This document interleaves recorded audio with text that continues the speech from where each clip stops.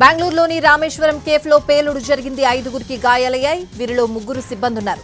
అయితే ఏం పేలింది అన్నది మాత్రం ఇంకా క్లారిటీ లేదు. ఇప్పటికే రంగంలోకి దిగిన పోలీసులు ఘటనా స్థలానికి చేరుకున్నారు.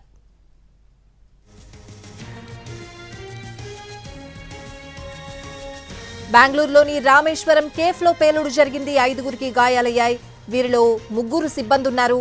అయితే ఏం పేలింది అన్నది మాత్రం ఇంకా క్లారిటీ లేదు. ఇప్పటికే రంగంలోకి దిగిన పోలీసులు ఘటనా స్థలానికి చేరుకున్నారు.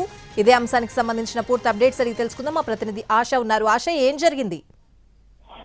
ఎస్ స్వాతి, మనం చూడొచ్చు వైట్ ఫీల్డ్ ఏరియాలో ఉన్నటువంటి రామేశ్వరం కేఫే అనే ప్రాంతానికి తరచుగా ఎంతో మంది జనాభా వస్తూ పోతూ ఉంటారు. సుమారుగా రోజుకి 2000 నుంచి 5000 మంది క్రౌడ్ అక్కడ ఉండేటటువంటి స్థలం అది. అలాంటి ప్రాంతంలో పూర్తిగా సేఫ్టీ మెజర్స్ అన్ని తీసుకున్నప్పటికీ కూడా ఈ రోజు జరిగినటువంటి సంఘటనని పోలీసులు పరిగణనలోకి తీసుకున్నారు. లైక్ అది సిలిండర్, బహుశా సిలిండరే బ్లాస్ట్ అయి ఉండొచ్చు. ఎందుకంటే అది హోటల్ లోపల జరిగిన సంఘటన కాబట్టి సిలిండరే బ్లాస్ట్ అయి ఉండొచ్చు.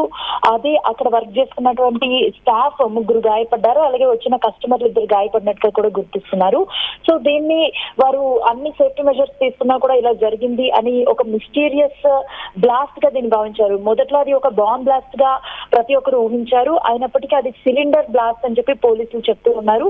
ఇప్పటికీ 5గురు గాయపడ్డారు. సుమారుగా ఆ సమయంలో ఆ చుట్టుప్రక్కల చిన్న చిన్న గాయాలతో 50 మందికి పైగా ఉన్నట్టుగా కూడా పోలీస్ సిబ్బంది చెప్తూ ఉన్నారు. చుట్టుప్రక్కల ఆ ప్రాంతం ఎక్కడైతే బ్లాస్ట్ జరిగిందో సుమారుగా ఆ సర్కమ్స్టాన్సెస్ తో 50 మందికి ఇలాంటి చిన్న చిన్న గాయాలు జరిగాయి. 5గురు తీవ్ర గాయాలై హాస్పిటల్ కి పోలీసులు చెప్తూ ఉన్నారు.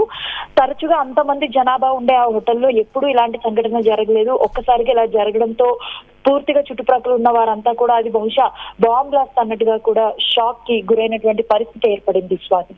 Right ASHA, thanks for the updates.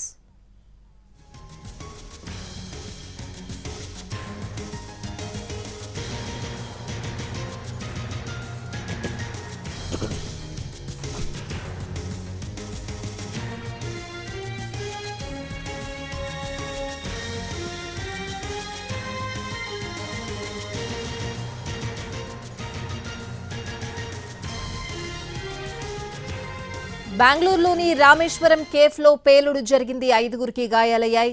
వీరిలో 3 సిబ్బందే ఉన్నారు. అయితే ఏం పేలింది అన్నది మాత్రం ఇంకా క్లారిటీ లేనట్టుగా తెలుస్తోంది. ఇప్పటికే రంగంలోకి దిగిన పోలీసులు ఘటనా స్థలానికి చేరుకున్నారు.